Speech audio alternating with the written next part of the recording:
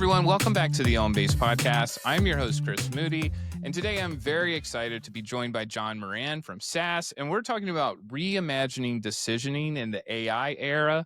John, thanks for joining us today, and welcome to the show. Yeah, thanks, Chris. Thanks so much for having me on. Super excited to talk about one of my favorite topics, decisioning in the era of AI. Yeah, I am excited. And I realize now we're so busy with our virtual meetings, but you and I are only about 22 minutes away from each other as we're talking. So next time we'll have to get an in-person one set up. For sure. Yeah, it's awesome that we've shared some educational credentials and overlaps in careers and whatnot. But yeah, I'm so happy to be connected. Awesome. Yeah, me too. Well, let's start there. We always like to understand the journey. It's never linear usually, but what led you to what you're doing today? Yeah, so I've been in the MarTech space my whole career. I went to undergraduate at North Carolina State University in Raleigh and came out of there, started working for a company by the name of Teradata, which does analytics and data warehousing. And then from there, I've moved on through several companies and actually landed at SAS. So I've been in the Raleigh area my whole career. I'm married. I have a wife and two kids, and we live south of downtown Raleigh in the Apex area. So, for about a dozen years now, I've been with SAS. SAS is most commonly known for being a pioneer in analytics, and SAS is actually celebrating its 50th birthday this year. But SAS also has a lot of solution lines, including a big MarTech line of business, which is known in the market as SAS Customer Intelligence. I'm responsible for the marketing and advertising work that surrounds that solution, doing all of the things you might imagine: webinars, podcasts, messaging, writing, interviews, presenting, that sort of thing. So yeah, it's a little bit about me. Yeah, that's awesome. And for anyone who doesn't know SAS, look it up. Such a cool story.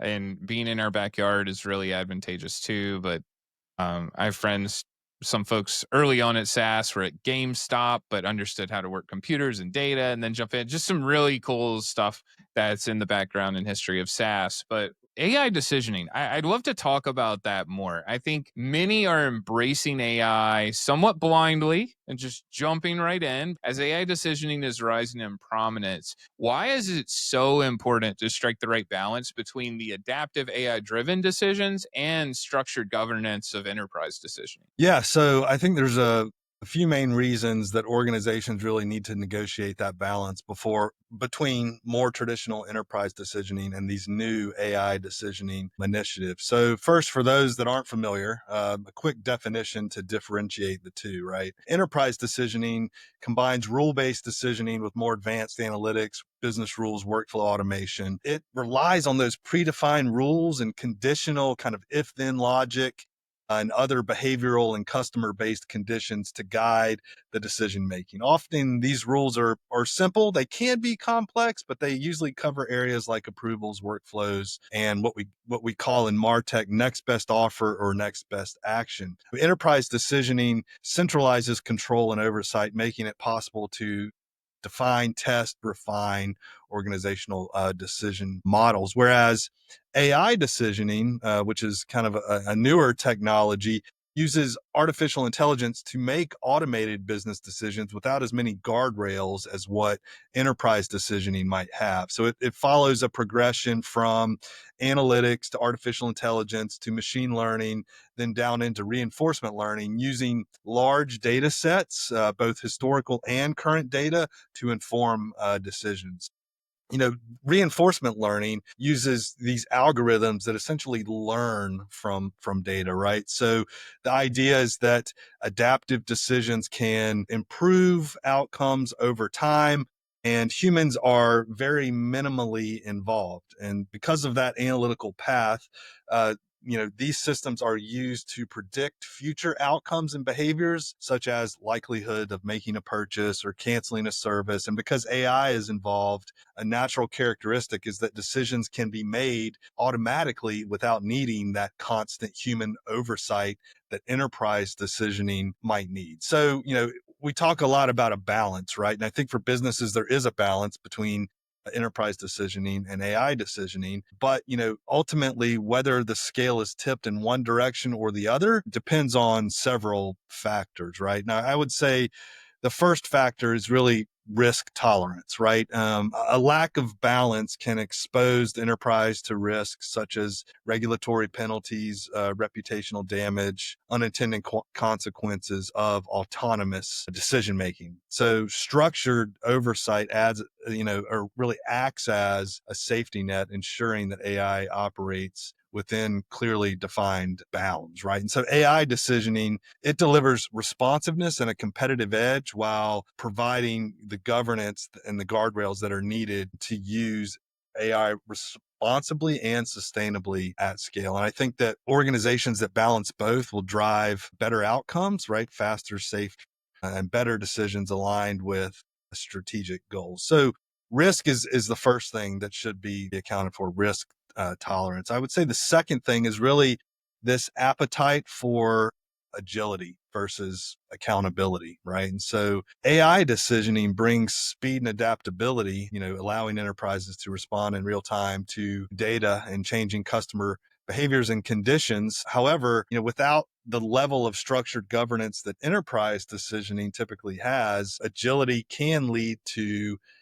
inconsistent decisions if you're not careful, compliance breaches, ethical lapses, that sort of thing. So you've got to make sure the governance is there to ensure that accountability, auditability is very important as well, and regulatory alignment. And so adaptive AI, which is what AI decisioning is, encourages experimentation and learning from data, which fosters more rapid innovation. But ungoverned decisioning can introduce risks around bias, opacity, and black box decisions or conflicting outcomes across business units. So a governance framework is really important there, which we'll probably talk about a little bit later. And then finally, I would say, organizations have to look at balancing trust with brand integrity and standards, right? So poorly governed AI decisions, especially those involving certain topic areas in marketing and advertising, personalization, pricing, that sort of thing, can damage trust if they appear unfair, erratic, or invasive in nature. So enterprise governance enables scalable deployment of AI by providing reusable policies, data standards, and those sorts of things. So, those are a couple of things that I would really consider if I were an organization, right? What's the risk tolerance? How agile do you feel the organization can be? And, how much do you want to balance trust with kind of brand standards, brand integrity, that sort of thing? Yeah, that was a great breakdown. I love the three things you hit on there and the explanation. I think you covered a little bit of the next question, which is Yeah. extremely helpful.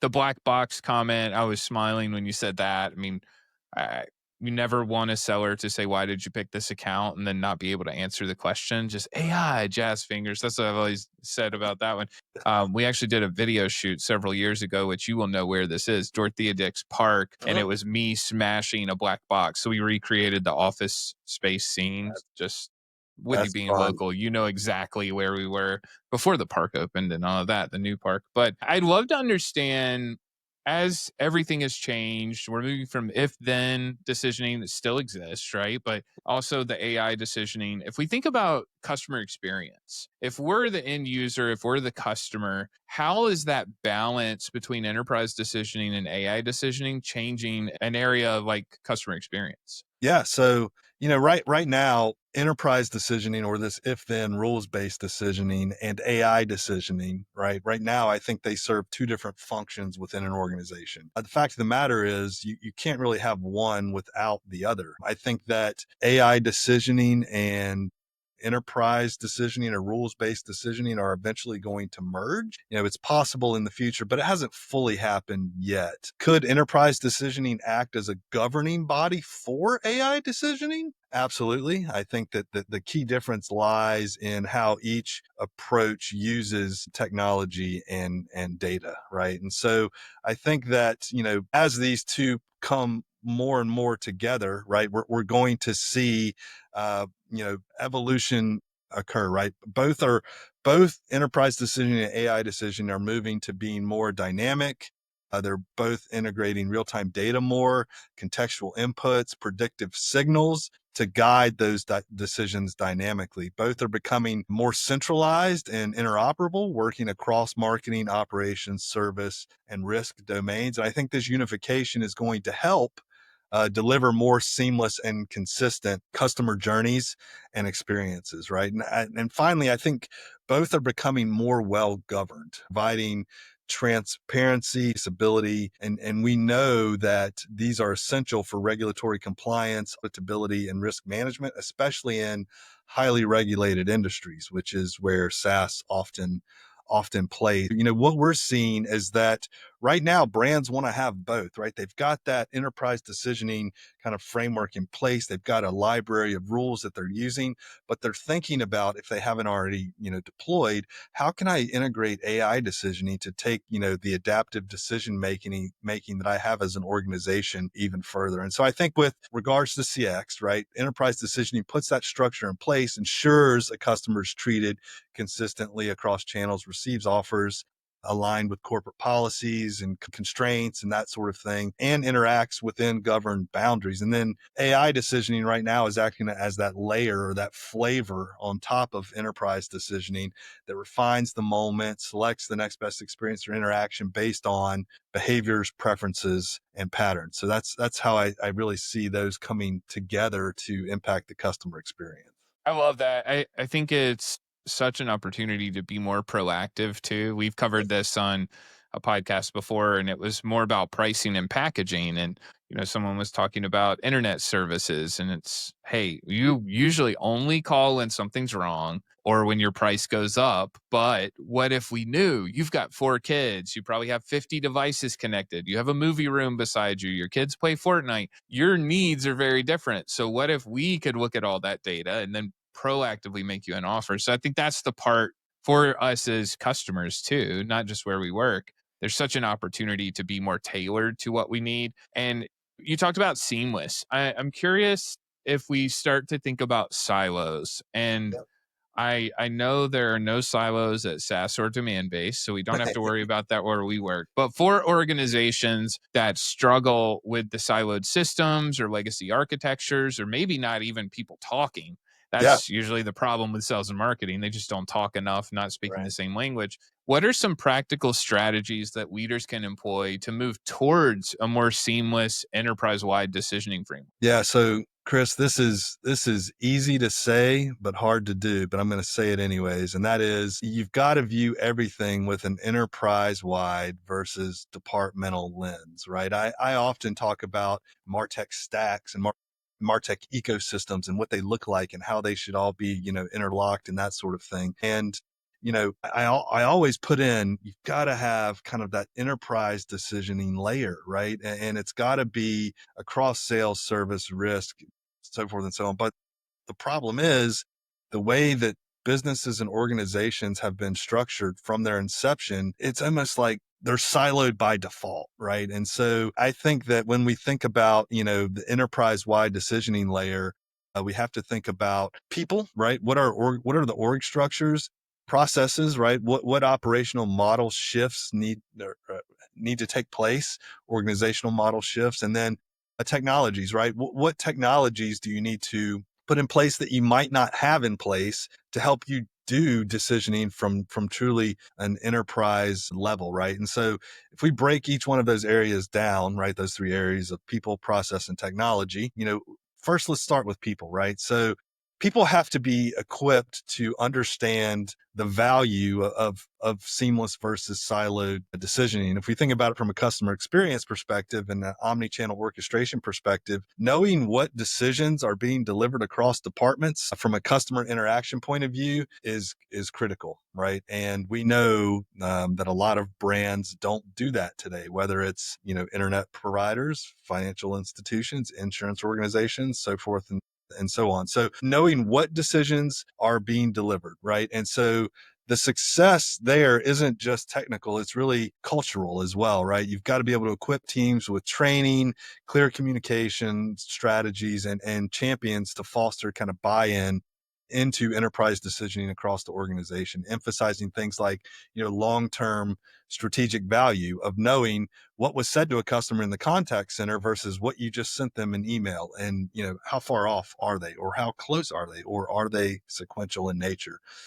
So, from a process perspective, right? Modernizing in phases becomes the most logical approach to accomplishing these business objectives. So an easy way to modernize is to wrap decision rules in your library with, services or microservices that can start to interact with new AI-based decisioning engines, right? So that's about as deep as I'm going to go into architecture on this series as I want to. But and then finally, from a technical perspective, right? From a tech point of view, creating a unified decision layer that blends more static enterprise decisioning rules, those if-then rules, with AI-enabled rules, that's imperative. So if you've got a technology that can only do one but not the other, you might want to look at either how things start to integrate or how you modernize in the future. So this blends those AI driven insights like predictions and classifications with those rule based business constraints. So the hybrid approach really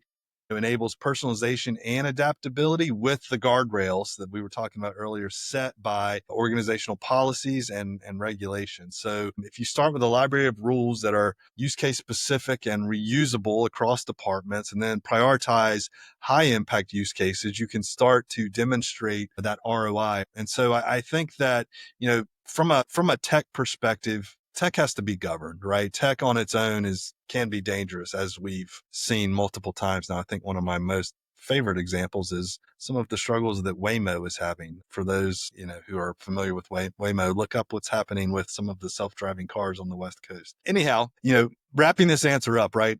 Cross-functional governance, right? This governance body includes IT, data science, marketing, compliance, legal, operations, so forth and so on. So this team can, share decisioning rules, define them, what should be shared across departments from a decisioning perspective.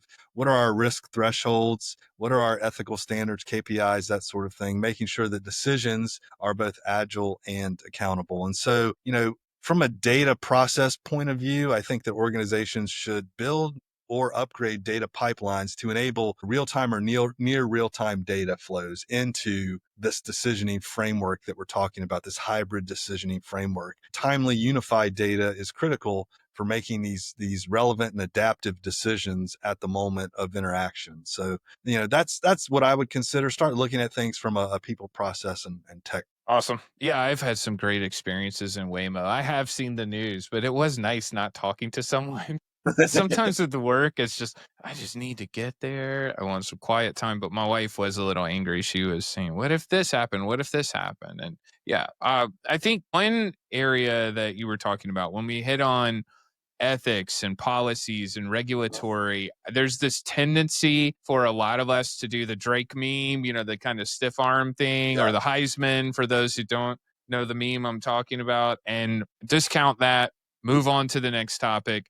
Rosemary here at Demand Base is really good at elevating privacy and a lot of the things we need to pay attention to and making it a sexier topic.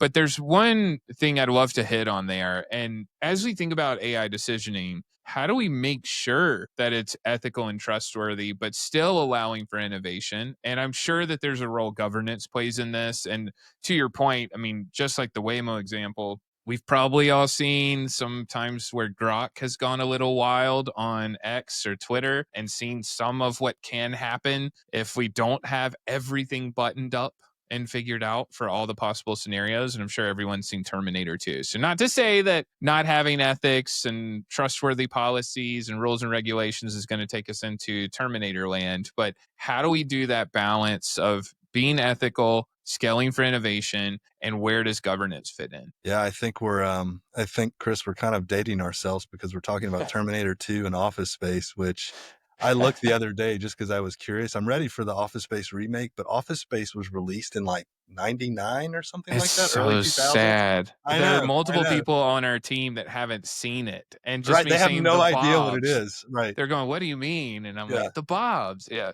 Yeah.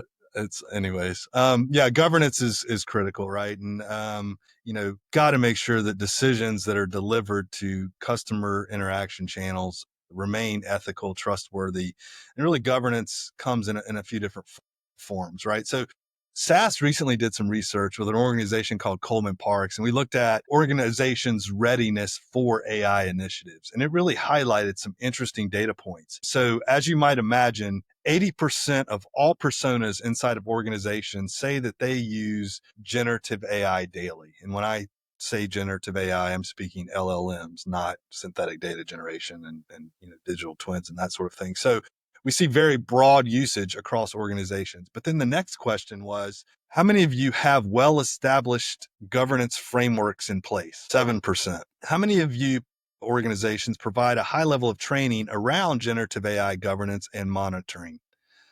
5%. How many of you organizations out there feel like you're fully prepared to comply with generative AI regulations?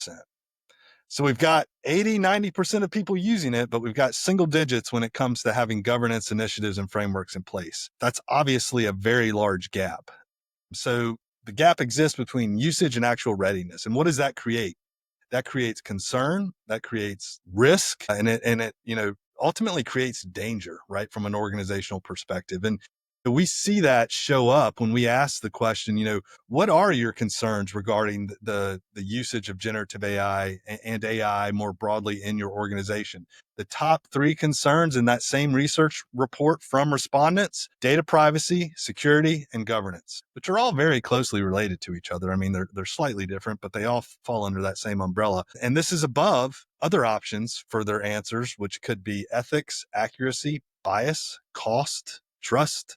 So this screams enablement, education, and a framework that's needed to ensure that AI and generative AI and any emerging technology is used in the proper way. And now, as for what should be in that enabling framework, it's got to have a lot of components, and it's going to take time to develop, and it's got to be holistic in nature. And I've got 10 main things that should be in that framework. I'll hit on them all very quickly, because if I go into detail around all 10 points, we might be here till it gets dark outside. So first off, use cases. Start with use cases and goals, right, of AI. What do you want AI to do and not do? Ethical guidelines. Implement measures to make sure that you can detect and mitigate bias in the data that you are using for AI. That is extremely important.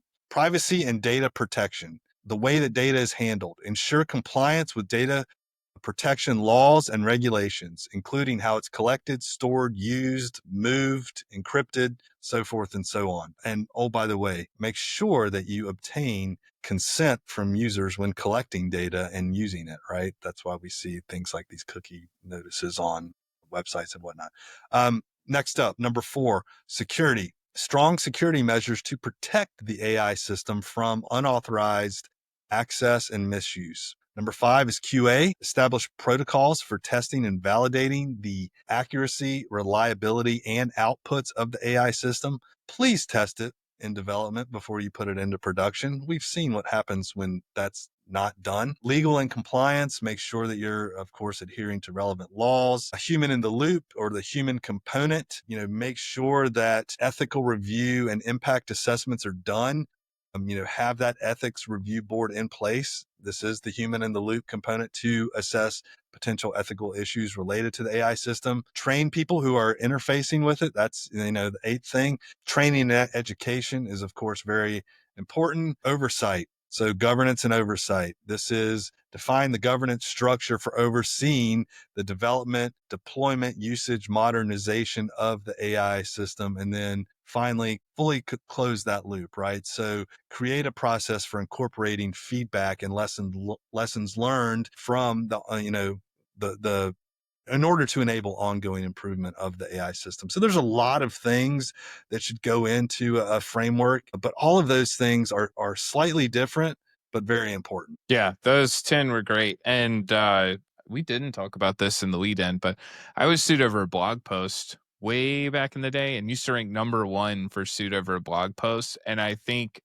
many of us have a tendency to not think about legal repercussions and some things like that in content creation or what we do. And, Sam Altman just came out this week and said there are people that are admitting to crimes in Chat GPT and talking about problems they have. And all of this could be given to a lawyer. You're Yeah. signing that away. So the folks who think that you can get by without these policies, I would beg to differ. I think we're going to see groundbreaking legal cases in the future where all this stuff's going to come from Chat GPT, just like search history and everything Yep. we've seen over the last 20, 30 years. It's out there. So we need to be thinking about that. I know we have policies here, and the first thing everyone does when you see policies or a pop-up like, why are you using this, is, oh, come on, right? Like, throw our arms up. Tim Robinson, if anyone keeps up with Tim Robinson, like, you sure about that kind of thing? Yeah. Every single time. So I do think we need to pay attention to that.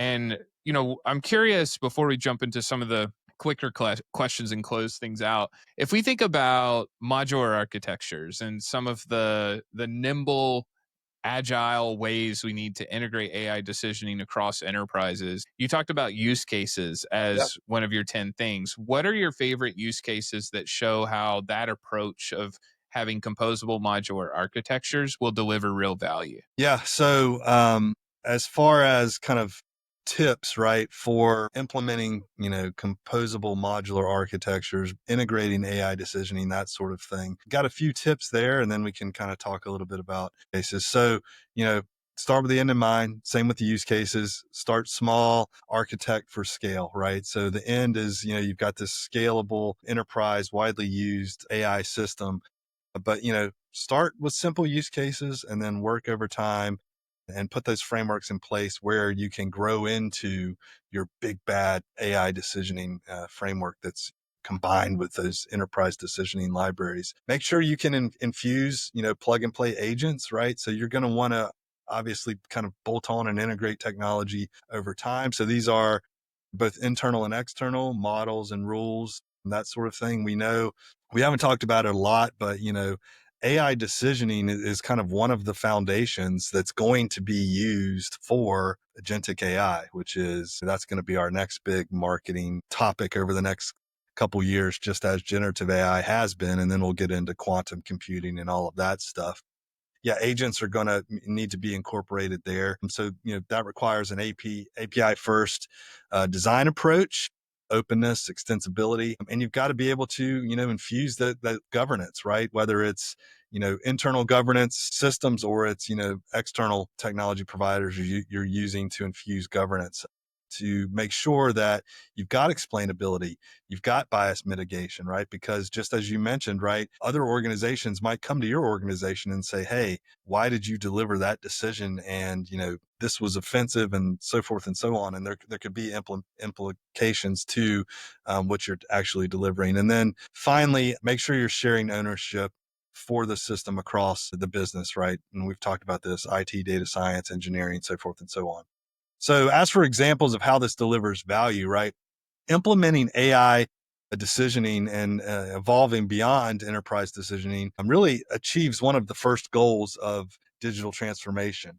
We talked a little bit about some of the analyst firms, but really, one of the analyst firms out there, Forrester, says that there are two main goals to digital transformation. One is to elevate the customer experience, and the other one is to improve or increase operational efficiencies, right? And so elevating the customer experience requires proactive, contextually relevant decision offer message delivery. AI decisioning enables that, right? So the second goal of digital transformation is to improve organizational efficiencies. Implementing a composable, modular, hybrid architecture lowers key metrics around customer service and infrastructure costs while improving staff productivity and process efficiency. And so, some of the results that we've seen, some of the early results, working with brands includes, maintenance costs, major decreases in overall maintenance cost of technology, modernizing that technical debt.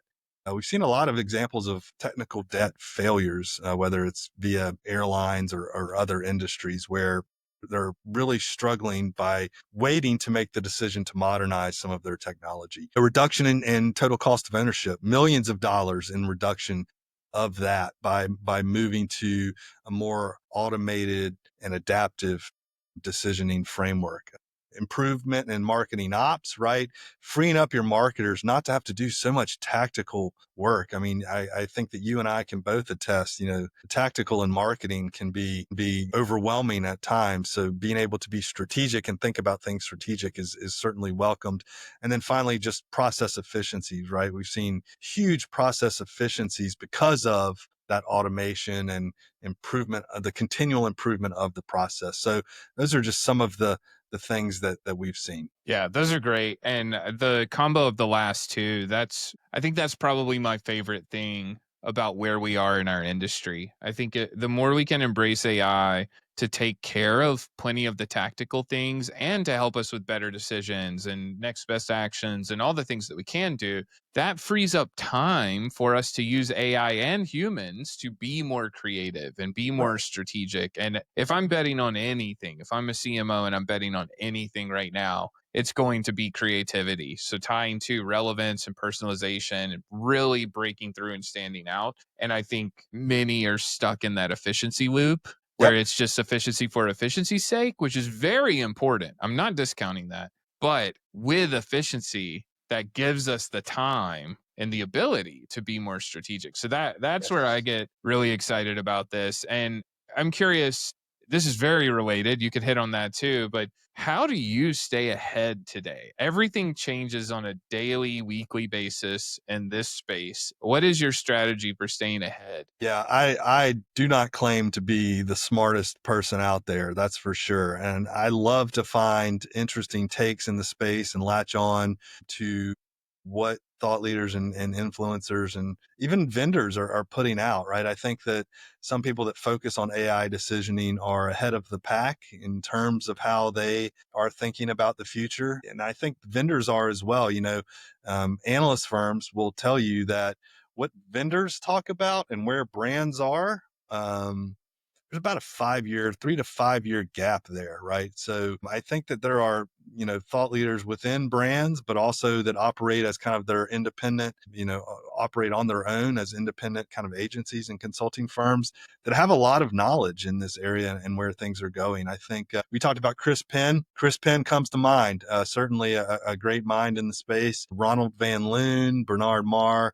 These guys are great to just read and consume what they have to say. And you can do that with AI, right? Because you'll have more time to read and learn because you're not as focused on the tactical. Yeah, perfect. I have one more question for you before we go into true lightning round. Very All right. fast, very fast. All right. What do you think is the single biggest challenge in B2B marketing today? Again, single. You can pick one thing. Yeah. What's the toughest part today? I've still got to go with the topic that's been a challenge for a number of years now. Measuring ROI via attribution. In today's world, there are so many marketing channels and there's so many different forms of marketing. Multi-touch attribution is hard. Media mix modeling, incrementality testing, above the line mediums, below the line mediums. Getting that completely right is difficult. And there's a lot of challenges when it comes to data, external factors, non-monetary goals. How do you measure trust? How do you measure brand awareness? Those sorts of things. They're hard to measure. Getting that right and having a good handle on that is, I think, still very hard to do in marketing. Sure. Totally agree. Not going to fight you on that one. One of my favorites for that was Argyle Social back in the day, which is out of Durham, North Carolina. So RIP Argyle Social. But okay, quick hitters. Few things. You hit on people already too. You may have some other ones, but favorite tools or technology that you're using today? Yeah. So got to say this because I work for SAS, right? SAS Customer Intelligence 360, enterprise grade AI powered decisioning and journey orchestration solution with strong governance all built in. But other than that, I like any tool that enables marketers like myself to get better at AI automation and decisioning. This could be tools like Dynamic Yield, Zapier, I use a lot, or even generative AI tools like Sora. So, yeah. Awesome. What about good reads? Now we're generous with reads. It could be book, blog, newsletter, podcast, video. What are some of your favorite sources of information? For sure. So, recent podcast that I was on that I think is a great one is called Markegy. And Leanne Dow-Weimer is the host of that podcast. She runs that, has some great folks on. They talk about all kinds of cool things. So certainly recommend that. Markegy is the name of that. And then anything that is written or presented by Scott Brinker. I mean, this guy is doing things from a MarTech perspective that are light years ahead. So I love reading his stuff and how he just thinks about the future of MarTech. That's awesome. And I want to see what he's doing next. Did you see the LinkedIn post this week? What is it now? Yeah, I think he is leaving HubSpot. So I don't know what he's going to do next. I read the whole post and then there were some great comments, but he has just done incredible work. I think he's probably going to do the same thing, even if he goes out on his own, because he's built such a reputation for that. But yeah, I mean, how many years have we used that slide and presentations of how crazy the MarTech and sales tech space is? So yes, great one there. What about other folks who inspire you in B2B? You hit on Christopher Penn. You talked about Scott Brinker. You've hit on a couple others too. Any other folks you'd like to shout out? Yeah, I got a few more. I would give some shout outs here. So Brian Velmuir. Brian Velmuir is a great, he's more than a MarTech mind. He's a futurist. So if you don't follow him on LinkedIn, he's thinking about things that he and I have discussed that, again, are well ahead of where we are currently. So I love to keep up with him. Keanu Taylor at the MarTech Weekly. Love talking to him. Recently did something with him on the eras of MarTech and how they're changing in the era that we're in now, which is the autonomous era he's great. So definitely follow him. And then Greg Kilstrom of the Agile brand. He's another great one to follow. Awesome. We have nailed it. I'm looking at the clock. I mean, we are right within the last minute. So the very last question, most important one of all, how can everyone get in touch with you after this episode? Yeah, LinkedIn's a great space. Jonathan Moran is my name there on LinkedIn. Additionally, if you want to email me, feel free. Jonathan.moran@sas.com. Outstanding. Well, John, you crushed it, dude. Thanks for joining us. Thanks so much for having me. This has been great.